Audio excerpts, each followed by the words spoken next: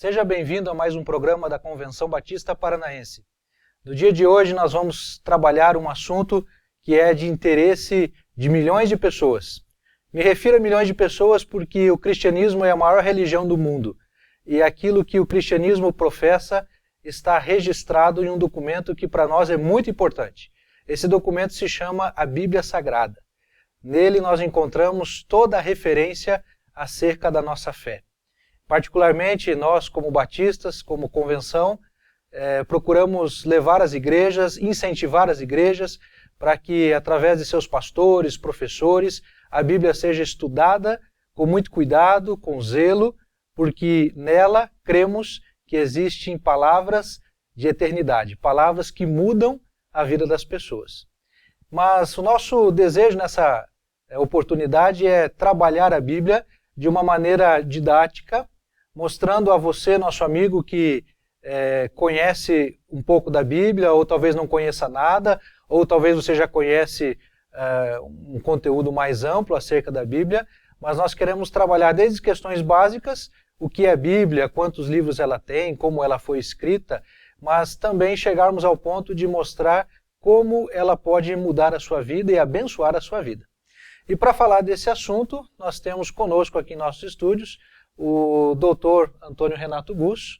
Ele é professor de teologia já há vários anos, tem ensinado centenas de alunos, trabalha hoje na Faculdade Teológica Batista do Paraná, também na Faculdade Teológica Batista de Juí, no Rio Grande do Sul, é diretor na faculdade. E de modo, pastor, que para nós é um privilégio tê-lo aqui. O senhor é alguém que conhece da prática, ensina a Bíblia no seu contexto diário para as pessoas que congregam na sua igreja, mas principalmente pela sua vocação na docência, né, da teologia. Então nós agradecemos a sua participação e esperamos que a sua vida também seja abençoada nesse tempo. Eu que agradeço, pastor Antônio Cuco, pelo privilégio de poder estar aqui e falar sobre esse assunto que para mim é tão importante. Na verdade, eu tenho estudado a Bíblia há mais de 30 anos, desde a minha conversão, e tenho dedicado muito tempo da minha vida realmente a isso. É o que eu gosto de fazer e o que eu gosto de compartilhar também. Muito bem, nós agradecemos mais uma vez a sua participação. Pastor Gusso, vamos trabalhar para que os nossos amigos que nos assistem acerca das questões bem básicas. O que é a Bíblia? O que é a Bíblia? Bom, a palavra Bíblia, ela já diz alguma coisa do que ela é. Muitas pessoas acham que Bíblia é um livro. Na verdade, Bíblia não é um livro. A palavra Bíblia, ela não é da língua portuguesa, a palavra vem do grego. E a palavra Bíblia é uma palavra que é plural e significa livros. Então a Bíblia, em primeira mão, podemos dizer, é uma coleção de livros. Uma coleção de livros que são considerados sagrados, palavra de Deus.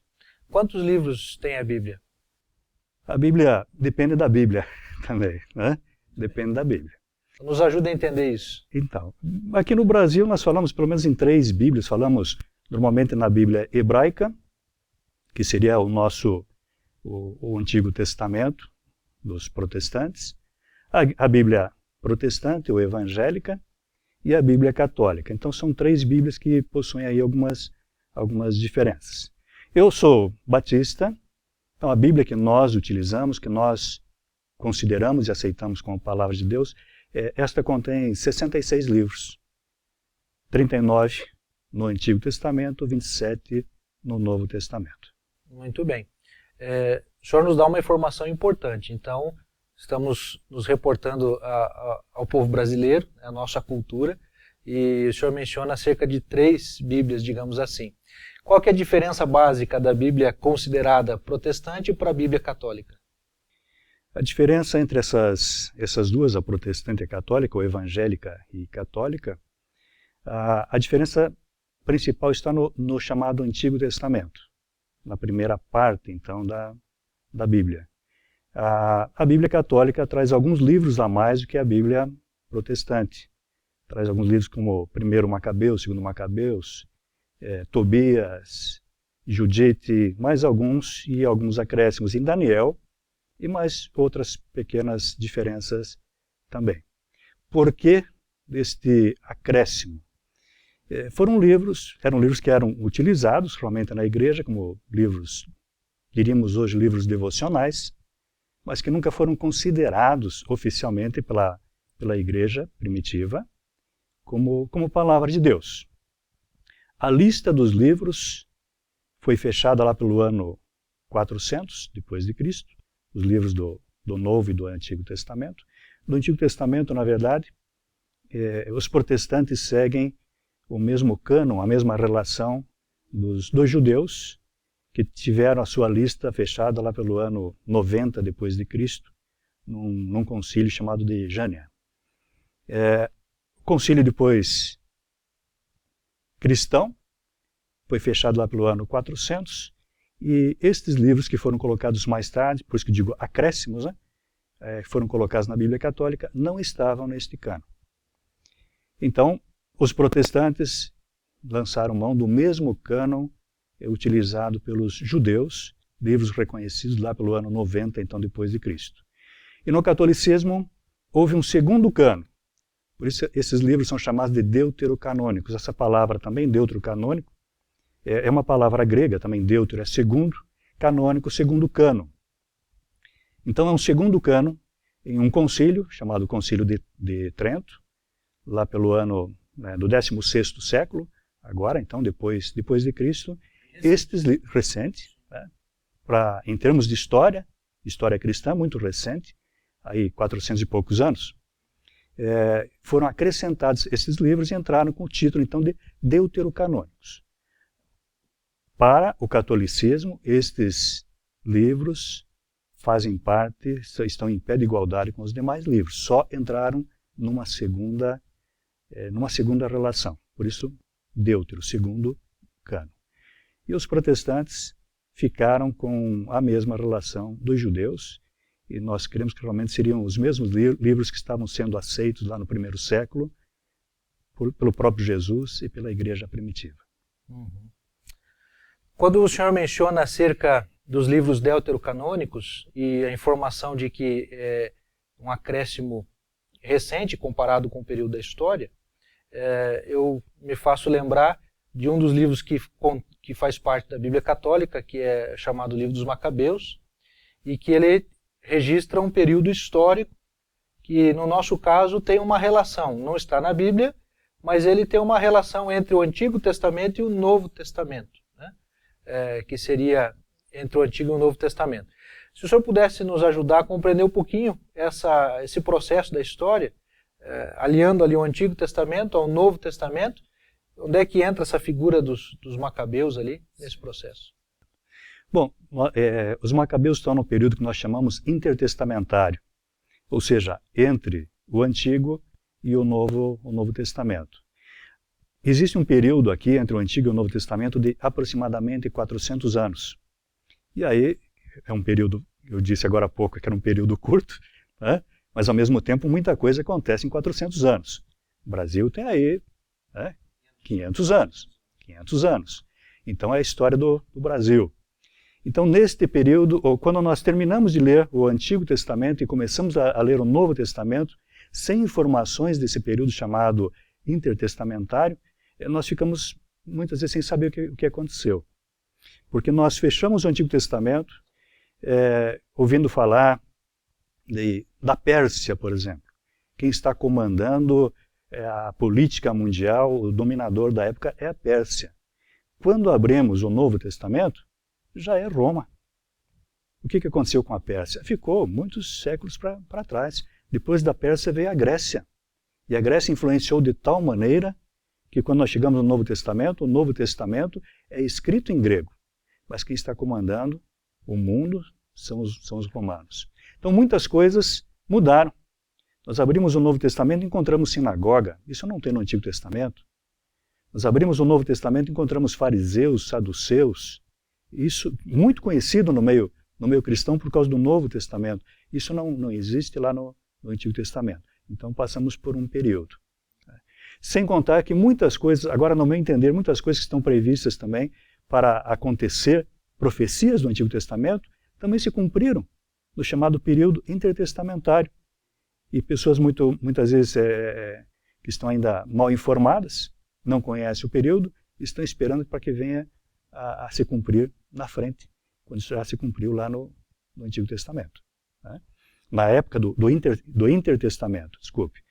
E aqui os livros de Macabeus, ainda que não sejam considerados por nós, e nós temos motivos para isso, não sejam considerados como palavra de Deus, como o restante do Antigo Testamento, são livros que historicamente são importantes. Ali nós vemos um período de, por exemplo, um período de grande paz, na época de um governante, então, Macabeu, chamado Simão, que cumpriu profecias do Antigo Testamento, que haveria uma paz muito grande ainda para o povo de Israel. Houve essa paz. Essa paz houve no Intertestamento, mas depois, infelizmente, com a morte dos primeiros que fizeram a revolução chamada dos Macabeus, os descendentes deles também se desviaram, vamos dizer assim, religiosamente falando, começaram a brigar entre si por questões políticas, e quando chega quase na época do Novo Testamento, algumas décadas antes do Novo Testamento, eles já estavam também debaixo do poder de Roma, porque mais uma vez já tinham perdido a independência. Então eles voltaram a ter autonomia no período intertestamentário, e perderam também nesse período. Muito bem. Doutor Renato, com relação ainda a essa expressão Antigo Testamento e Novo Testamento, o que significa isso? Também conhecido como Velho Testamento ou Novo Testamento. Por que a Bíblia tem essas duas partes? Eles foram escritas na mesma língua, na mesma época? Umas informações para que nós possamos esclarecer melhor essa situação da Bíblia. Não foram escritos na mesma época, não. O Antigo Testamento, os últimos livros do Antigo Testamento, então, são escritos praticamente 400 anos ou 300 e poucos anos antes 400 anos antes dos livros do Novo Testamento. Então tem um intervalo aí quando eu falei do período intertestamentário. O Antigo Testamento foi escrito praticamente todo, com pequenas exceções, em hebraico, que era a língua então do povo de Israel na época, né? Já o Novo Testamento foi escrito em grego. O Antigo Testamento em hebraico, com algumas porções em aramaico. E o Novo Testamento, já em grego, porque já não se falava mais o hebraico na época de Jesus, na época do Novo Testamento, com pouquíssimas porções, algumas citações em aramaico. Só que normalmente era tão pouco que quando aparece alguma citação em aramaico no Novo Testamento, normalmente vem a tradução. É o caso, por exemplo, quando Jesus está na cruz e ele cita o Salmo que hoje nós conhecemos como Salmo 22, na Bíblia evangélica ou protestante, quando ele cita Eloi, Eloi, lama sabachthani, e já na sequência vem a tradução, que quer dizer, Deus meu, por que me desamparaste? Então, essas duas línguas, 3 línguas, na verdade, a Bíblia foi escrita em 3 línguas, esta coleção de livros, mais ou menos por 40 autores, de forma geral estamos falando, porque é claro que quando vai para um livro como Provérbios, temos vários autores, antes de serem colocados por escritos, vários autores anônimos proferiram os provérbios, mas geralmente então podemos dizer que, de forma geral, em três línguas, Antigo Testamento e Novo Testamento. Por que Antigo e por que Novo? Você me perguntou. Aí também, eu não gosto muito do termo Antigo e Novo. Certo. Porque, ou Velho Testamento, né? Quando nós falamos Antigo e Novo, parece que o Velho já não tem mais relevância. Ainda mais no Brasil, a palavra velho não é bem vista, né? Mas o Antigo Testamento ou o Novo Testamento, a palavra testamento eu creio que seria melhor traduzida se fosse por pacto. E talvez seria o primeiro pacto e o segundo pacto, ainda que no próprio Antigo Testamento é profetizado um novo pacto. A palavra do grego é o diatheke, que é o pacto ou aliança. E lá no Antigo Testamento a palavra é berit, no hebraico, que também significa aliança, mas para nós aliança muitas vezes não diz muito. Mas que a aliança, alguns dizem a aliança é um contrato. Não, contrato eu discuto com você as cláusulas. Então eu prefiro a palavra pacto, porque o pacto é estabelecido por Deus. Ele estabelece as cláusulas. Ele diz, eu faço assim, assim, assim, você faz assim, assim, assim. O que eu não posso dizer é, vamos mudar aqui, vamos mudar ali, porque é a palavra de Deus. Né? O que eu posso é fazer ou não fazer, aceitar ou não aceitar. Então, como tem um antigo pacto, o primeiro pacto foi feito com o povo de Israel, e lá em Jeremias já é profetizado, anunciado que viria um dia que teria uma nova aliança, um novo pacto. Esse novo pacto é em Jesus. Ficou muito claro, né? Quando ele diz que ele veio trazer aí a nova aliança, que não é só para o povo, então o povo hebreu, mas para todas as pessoas que creem no sacrifício de Jesus. Então, o cerne da questão entre, digamos assim, como o senhor acaba de nos ensinar, primeiro pacto e segundo pacto, mais conhecido como Antigo Testamento e Novo Testamento, qual que é o fator principal? O que separa o anterior da sequência, né? do primeiro pacto para o segundo pacto? Eu creio que o principal é que o primeiro pacto é feito com o povo de Israel. Né? E o segundo pacto é feito em Jesus Cristo, com todas as pessoas que creem em Jesus. Aqui a diferença é muito grande. Ok. Deixa de estar ligada à religião, deixa de estar ligada a uma nação, e se torna de uma forma muito clara, claro que o judaísmo já tinha se tornado, mas o cristianismo se torna de uma forma muito clara uma comunidade de fé. Já não é mais uma nação, mas na verdade o cristianismo ele se espalha entre as nações. O povo de Deus hoje, de acordo com o que a Bíblia coloca, o povo de Deus está espalhado entre as nações. É um povo entre os povos. Independente das nações, independente de que povo essa pessoa nasceu, se Claro. ele reconhecer os escritos do Novo Testamento, principalmente acerca de Jesus, ele se torna, então, parte dessa família. Ele faz parte deste pacto pela fé em Jesus Cristo.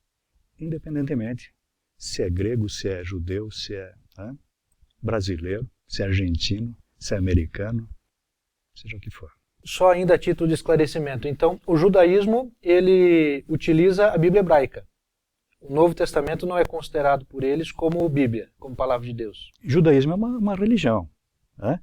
Talvez nós temos que diferenciar um pouco o povo de Israel com o judaísmo. O povo de Israel é o povo que nasce, que vive em Israel, uma nação que existe até hoje, e voltou a existir em 1940 e pouco, né? Se não me engano, não sei a data exata aqui, mas voltou a existir. Mas a religião que nasceu, no meu entender, essa religião nasceu no final do período do Antigo Testamento, se desenvolveu no período chamado intertestamentário e vem até hoje. É uma religião. E eles têm como base o Antigo Testamento. Isso nós temos em comum, porque o cristianismo também tem a sua origem, então, na sua origem, a Bíblia da igreja primitiva era o Antigo Testamento. Porque na época de Jesus não existia o Novo. O Novo Testamento vai falar de Jesus. É a partir de Jesus. Né? Então ela ia ser criada ainda. Então, o primeiro livro do Novo Testamento vai surgir mais ou menos uns 20 anos depois da morte e ressurreição de Jesus. Então, para o judeu, aquele que nós encontramos no Novo Testamento, muitos judeus que se tornaram cristãos. Para esses é lógico, e o judeu que se tornou cristão depois no decorrer da história, começou a utilizar a Bíblia como um todo. Mas para aquele que fica no judaísmo, a Bíblia do judaísmo é chamada Bíblia hebraica. É exatamente o Antigo Testamento que está nas Bíblias chamadas, ou reconhecidas como protestantes. Professor Gus, esse assunto ele é por demais interessante e nos leva a buscar mais e mais informações. Nosso tempo não nos permite avançar tão profundamente e eu gostaria que o senhor pudesse agora fazer a relação, então, do Antigo Testamento no hebraico, o grego o Novo Testamento em grego, e nós temos a Bíblia hoje em português. Tem como resumir como é que a Bíblia chega ao português para nós? Bom, a história é longa. Aí a história é longa, mas o que eu posso dizer é o seguinte, temos que dar graças a Deus porque a Bíblia existe em português. Eu gosto muito do texto em grego, do texto em hebraico, Mas se tivéssemos permanecido com o texto grego e o texto hebraico, quantos hoje teriam acesso a este livro, ou a esta coleção de livros, porque não é apenas um livro. Mas foi traduzido já há muito tempo atrás, por primeira tradução. Alguns discutem se é Ferreira de Almeida, João Ferreira de Almeida, ou o tradutor, né? Foi traduzido para o português, e a Bíblia, na verdade, é o livro mais traduzido em todo o mundo. É o livro que tem mais traduções, em maior número de línguas, e é o livro mais vendido da face da Terra. Porque não é um livro comum. Então ele supera os best-sellers dos dias de hoje? Não existe nenhum best-seller que chegue próximo da Bíblia. A Bíblia tem vendido milhões. Só uma estatística no Brasil, agora de anos atrás. Em 2009, foram vendidas, só se você está aqui a sociedade que mais produz Bíblias no Brasil, né? A Sociedade Bíblica do Brasil vendeu mais de 6 milhões de Bíblias no ano de 2009. Que livro faz isso? Eu tenho em minhas mãos aqui uma edição da Bíblia, que é a sua tradução denominada da seguinte maneira: Revista e Atualizada no Brasil. Mas, além desta, existe a Revista e Corrigida, existe a Nova Versão Internacional. Enfim, nós temos aí várias traduções do próprio português, né? Se o senhor pudesse nos ajudar a entender um pouquinho essa questão das traduções. Por que existem tantas traduções? E quem sabe já nos dá a dica qual é a melhor. Essa pergunta vem sempre, qual é a melhor? Tá? Eu já vou dizer aqui alguma coisa. Primeiro, quero dizer por que de tantas traduções. As traduções são necessárias, porque a língua original não muda, o grego e o hebraico ficaram cristalizados. O problema é que a nossa língua é viva. Uma palavra que há 50 anos atrás significava uma coisa, hoje significa outra. Algumas traduções de Ferreira de Almeida trazem lá um hino ao amor, muito interessante, eu só vou citar isso porque é muito conhecido, 1 Coríntios capítulo 13. Mas quando nós pegamos algumas versões de 50 anos atrás, a palavra amor está traduzida, na verdade, a palavra que está ali no grego original seria o ágape, ou agape, de forma mais literal, está traduzida por amor em nossos dias, mas lá atrás estava traduzido por outra forma, né? Está traduzido por caridade. Caridade é a mesma coisa que amor? Hoje não é. Hoje não é. É claro que quem pratica a caridade pratica o amor, mas a palavra amor hoje tem outros sentidos. Duas pessoas nunca se viram, se encontram numa festa de carnaval e mais tarde uma diz para a outra, vamos fazer amor? Né? Talvez mais alguns anos tenhamos que traduzir esta palavra agape, que está lá em 1 Coríntios, nem por caridade, nem por amor. Alguns já têm usado uma qualificação para este amor, amor de Cristo, amor de Deus, para tentar mostrar também. Atribuindo algo a mais. Algo a mais para tentar diferenciar. Então, a nossa língua é viva. E é por isso que os estudiosos da área dizem que a cada 20 anos uma versão deve ser atualizada, porque as palavras vão mudando o sentido, as palavras vão morrendo e vão surgindo novas palavras também. O falecido Dr. Werner Kaschel trabalhou na Nova Tradução da Linguagem de Hoje. Ele achava que deveria ser traduzida, feita uma reavaliação, né? Uma atualização a cada 10 anos, por causa da nossa língua. A melhor, né? A segunda pergunta é, e a melhor? Qual é a melhor? Aqui ninguém fez esse estudo. Ninguém fez uma comparação entre as versões. No Brasil nós temos hoje mais de 20 versões, que daria para chamar assim de versões padrão. Agora, qual delas é melhor? Seria uma vida para tentar fazer uma verificação. Ok. Pastor Renato Gusso, nós vimos que esse assunto dá condições de a gente continuar a conversa. Então eu quero convidá-lo para que a gente continue esse assunto no próximo programa. E hoje gostaria de encerrar nesse momento agradecendo a sua presença. Foi realmente muito esclarecedora as suas informações, os seus relatos. Eu gostaria que o senhor deixasse uma palavra para os nossos amigos aqui de incentivo à leitura da Bíblia. O que a Bíblia representa para o senhor E dê essa última palavra ao nosso amigo que acompanha o programa, por gentileza.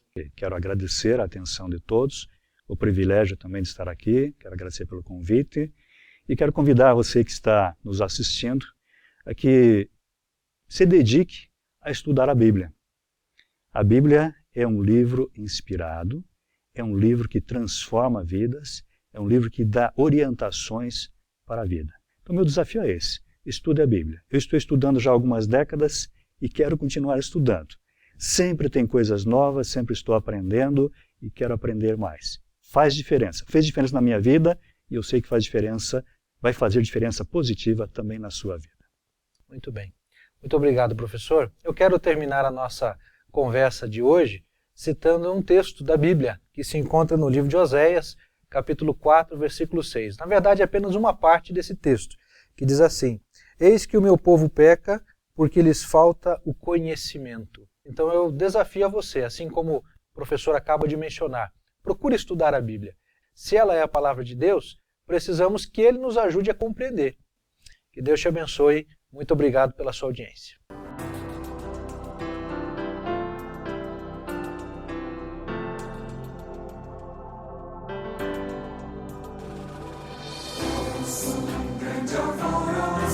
Sobre a terra,